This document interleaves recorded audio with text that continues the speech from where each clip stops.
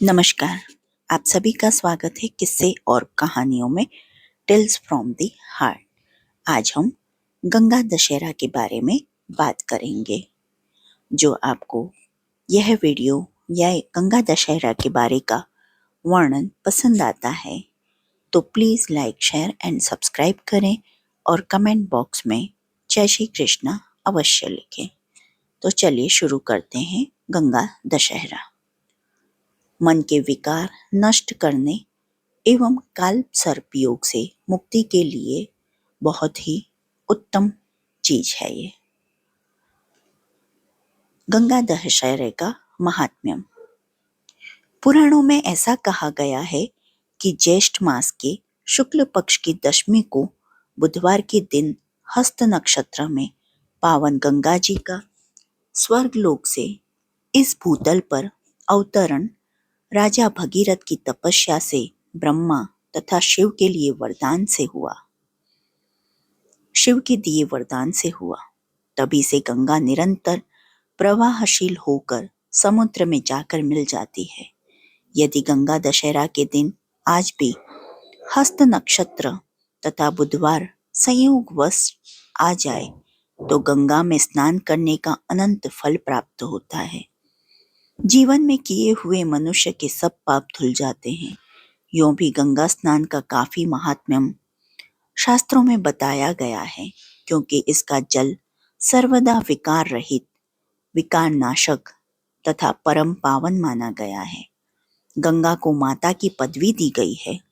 इसका जल अमृत के समान गुणकारी माना जाता है। भविष्य पुराण में लिखा है कि जो मनुष्य इस पर्व के दिन गंगा के पानी में खड़ा होकर 10 बार गंगा स्तोत्र पढ़ता है, वह चाहे गरीब हो या अमीर, सामर्थ्यवान हो या असमर्थ, वह गंगा को पूजकर उस फल को पाता है।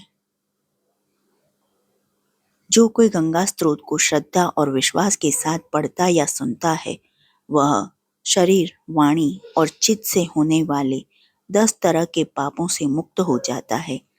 इसलिए इस तिथि को दशहरा कहते हैं, यानी कि 10 पापों से मुक्ति होती है, इसलिए इसको दशहरा कहते हैं। इस 10 प्रकार के पापों में जीव हिंसा, ताप संताप, गौ, गुरु और देवताओं का अपमान, काल सर्प योग, ग्रह योग, मातृ पितृ दोष, अंतकरण की मलिनता, मन वचन कर्म फल, अपराध, भूत प्रेत बाधा और विषाणु दुष्प्रभाव गिने जाते हैं।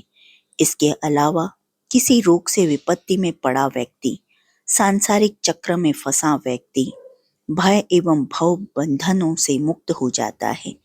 हिंदुओं के अन्य पर्वों की तरह गंगा दशहरा मुख्यतया स्नान पर्व के रूप में मनाया जाता है। भक्तगण हर हर गंगे कहकर गंगा के जल में डुबकी लगाते हैं, जिसका मतलब होता है कि गंगा मैया हमारे 10 दोषों को, पापों को हरण कर। ब्रह्म पुराण में लिखा है कि ज्येष्ठे मासी सीते पक्षे दशमी हस्त संयुता हस्ते 10 पापानि तस्मत् दशहरा स्मृति। पूजन विधि विधान। यह पर्व ज्येष्ठ मास के शुक्ल पक्ष की दशमी को गंगा जल में स्नान करके मनाया जाता है।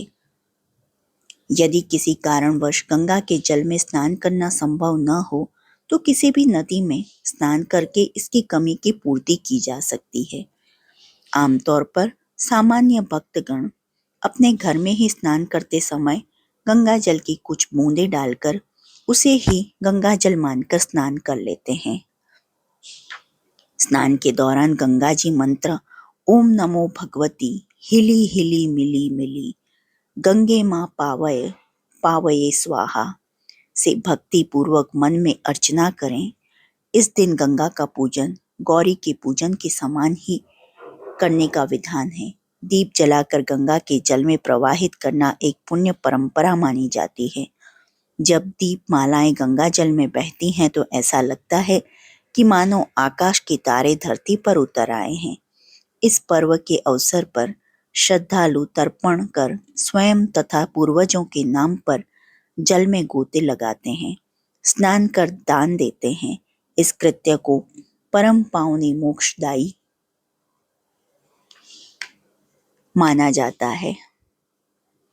इस दिन शिवलिंग की पूजा करने व रात्रि जागरण करने का भी विधान है।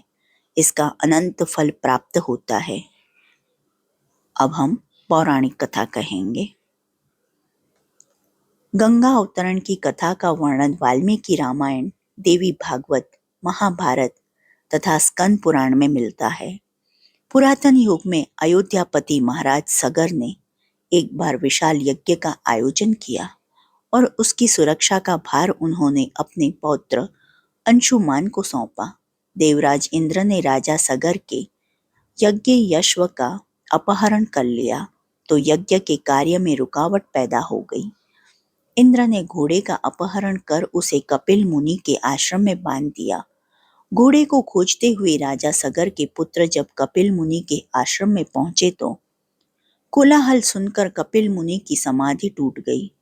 परिणाम स्वरूप वे क्रोधित हो गए और उनकी क्रोधाग्नि में जलकर राजा के हजारों पुत्र भस्म हो गए।